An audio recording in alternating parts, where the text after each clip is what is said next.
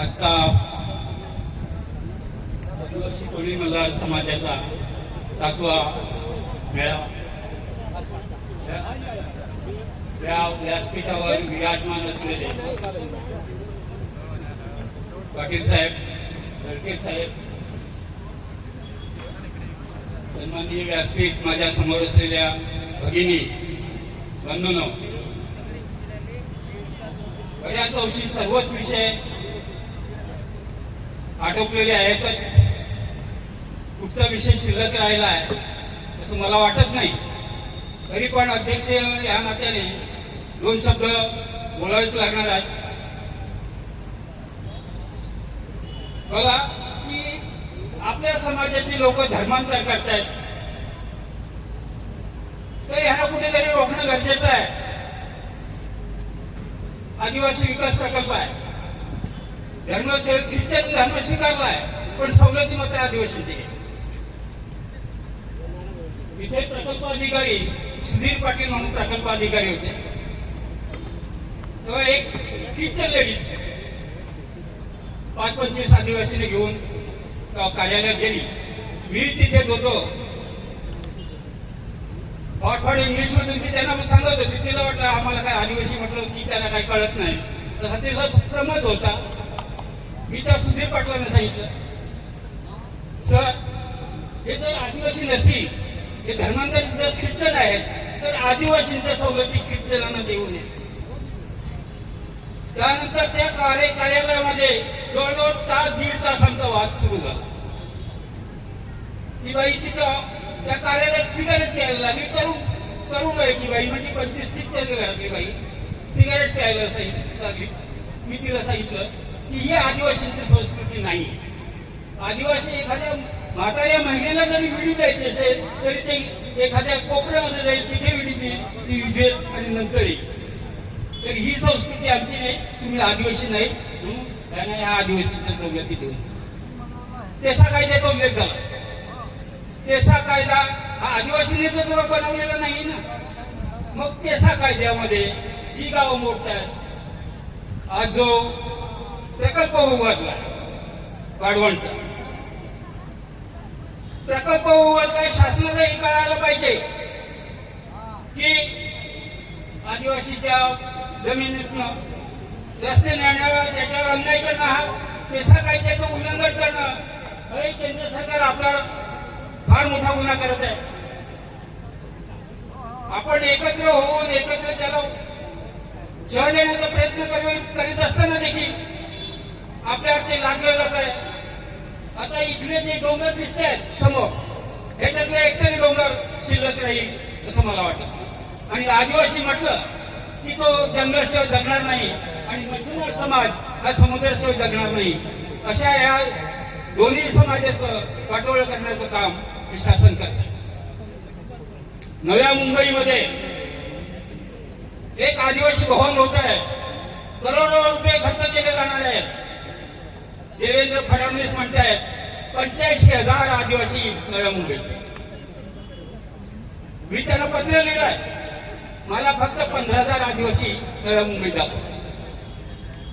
म्हणजे हे नव्या मुंबईत होणारे आदिवासी भवन जे आहे ते आदिवासींसाठी आहे का? मुंबईत करा, ठाणे जिल्ह्यात करा, पालघर जिल्ह्यात करा, पण ते नव्या मुंबईत, जर नव्या मुंबईत 85,000 आदिवासी एक गट असतील तर तिथल्या 2 सीट ओपन आहेत, गणेश नाईक आणि म्हात्रे मॅडम. मग त्याच्यातली 85,000 लोक वस्ती जर असेल तर तिथली 1 सीट रिझर्व होणं हे गरजेचं आहे. मग कुठच्या आधारावर तुम्ही सांगता? आता बघा, विक्रमगडमध्ये इंजेक्शन द्यायला सुरुवात झाली. गर्भाचा कॅन्सर 14 वर्षावरील मुलीला. न्यूयॉर्कच्या एका डॉक्टरांनी सांगितलं यामुळे मुलींचा ब्रेनवर इफेक्ट होणार आहे, मुली कधीच माता होऊ शकणार नाही. हे जेव्हा मी वाचलं तेव्हा मी प्रभाकर शेलारांना सांगितलं की मेसेज पाठवून द्या. प्रभाकर शेलारांनी मेसेज टाकल्यानंतर बरेचशा कार्यकर्त्यांनी त्यांना विचारलं, शेलार सर तुम्ही असं काय? जिथे एक तज्ञ डॉक्टर सांगते मग हा जो प्रकार आहे तो त्यांनी आदिवासी भागातच का सुरू करताय?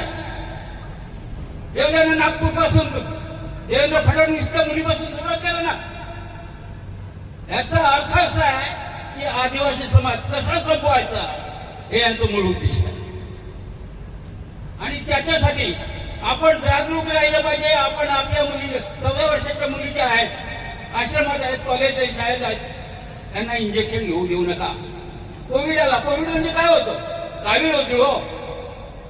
पण लेटेस्ट जनरेशन, लेटेस्ट नाव, ह्याच्यात जी त्याच्यावर लसच नव्हती ती लस उपयोगात आणली आणि हजारो लोकांचे मुर्दे पडले. देहबॉडी सुद्धा ताब्यात दिली का? त्याला तुम्हाला हात लावायला पण अधिकार दिला नाही. म्हणजे त्यांचे जे काही किडनी आहे ते विकायचं ते विकलं. त्याच वेळेला मी हॉस्पिटलमध्ये होतो डहाणूला. तिथे एक डॉक्टर माझं ऑपरेशन करण्यासाठी, माझ्या हृदयाचे ठोके 70च पडतात, 72 पडतात, 2 ठोके कमी पडत होते म्हणून एक मुंबईतला तज्ञ डॉक्टर बोलावला. ऑपरेशन सुरू झालं. ऑपरेशन केल्यानंतर 2 दिवसांनी त्या डॉक्टरने, माझं ज्या हॉस्पिटलमध्ये ऑपरेशन झालं त्या डॉक्टरांना सांगितलं, साहेब मला डहाणूमध्ये 20 करोडची जागा पाहिजे. मला राहवलं नाही. मी विचारलं, डॉक्टर साहेब आपण किती किडनी विकल्यात? शेवटी जे माझे डॉक्टर होते ते माझ्यावर भडकले. तुम्ही असा कसा प्रश्न विचार? म्हटलं त्यांचं वय किती आहे ते बघा आणि त्यांनी 20 करोड कसे कमावले ते तर मला कळू दे की नाही. तो डॉक्टर पळत सुटला तिथून. आता बघा तुम्ही, पूर्वीचा ठाणे जिल्हा आणि आता तो पालघर जिल्हा, अख्ख्या मुंबईवर पाणी कुठचं गेलं? ठाणे जिल्हा पालघर जिल्ह्यातून मुंबई पोहोचली होते. आता सूर्याचं पाणी विरार, मी आमदार असताना ते विरार परत पडलं निघालं, त्याचा मीरा भाईंदर परत चालू. तर धरणं जमिनी आदिवासींच्या यायच्या, विस्थापित आदिवासींना करायचं आणि आदिवासींना पाण्यासाठी वणवण भटकायला लावायचं. तर आदिवासींना जागा व्हायला पाहिजे. याच्यासाठी जर आम्हाला धरण उचलल्यानं कोरड घशाला जर ही परिस्थिती असेल तर ती धरणं भरून टाकू, नाहीतर तिथे गाडी मोटर बसवा आणि आम्हाला पाणी द्या.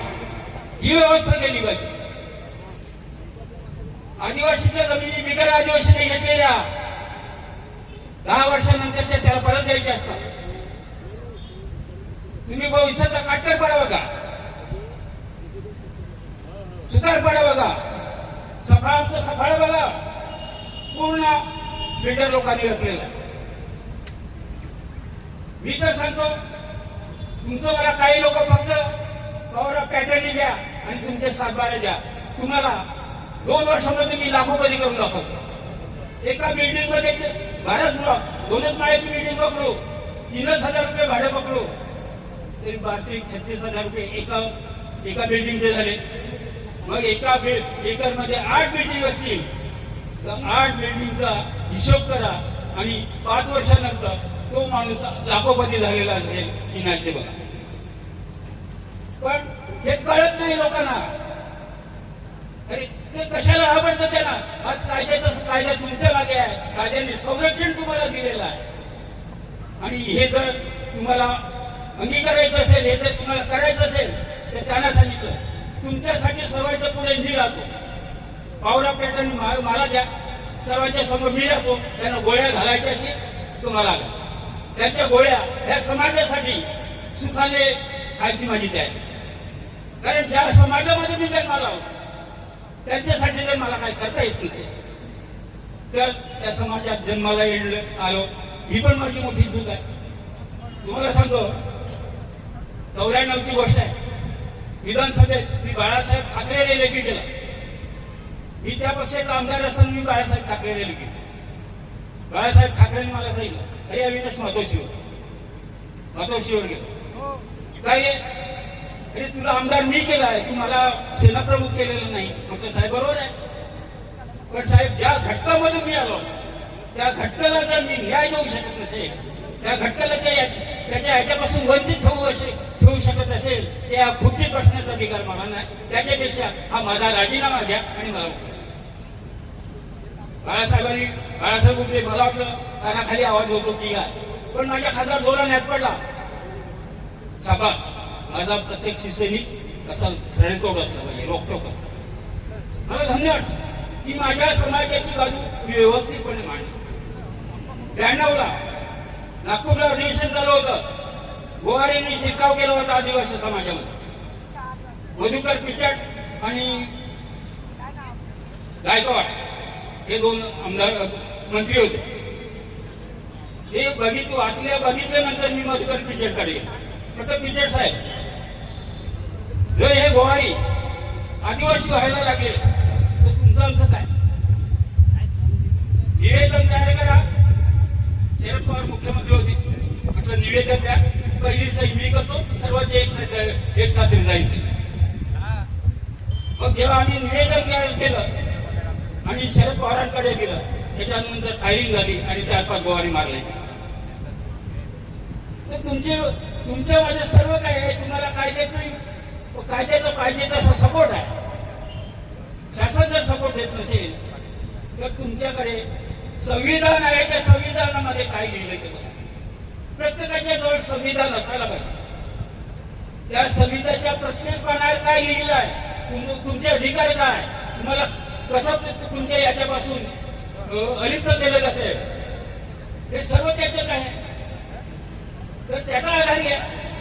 आणि त्याचा आता अनेक पोरं तर आपले ऍडव्होकेट झालेत, टीचर झाले, डॉक्टर झाले, इंजिनियर झाले. सर्व बाबतीने आता आपण परिपूर्ण व्हायला लागतो. एक काळ असा होता की या शिक्षणापासून वंचित असलेले आपण लोक. तर त्या पिरियड मध्ये मी एक कविता लिहिली, त्याच्या 2च ओळी सांगतो. पूर्वीचा काळ होता फक्त सवर्णांनीच विद्या घेण्याचा, आमच्या आई बापानी काय घोडा मारला होता याच्या बापाचा. ही मी 68ला तयार केलेली कविता होती.